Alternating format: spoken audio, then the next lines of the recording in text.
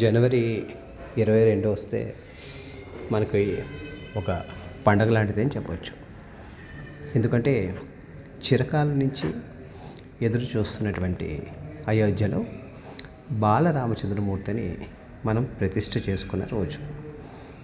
అలాంటి అయోధ్య నాథస్వామి 4 చోట్ల భారతదేశంలో ఉంటే అయోధ్య, పురి, ద్వారక, భాగ్యనగరంలో కూడా ఆ మూర్తి ఉన్నారు.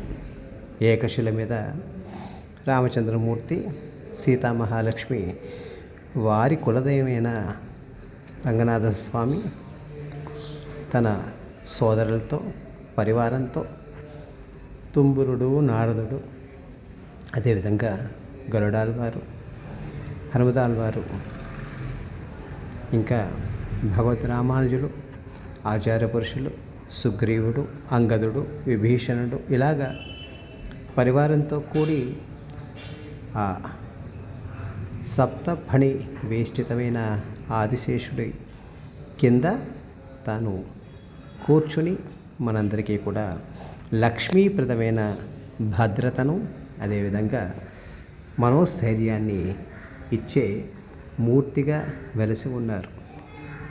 పాతబస్తీలోని శాస్త్రీపురంలో ఈ ఆలయం వెలసి ఉంది.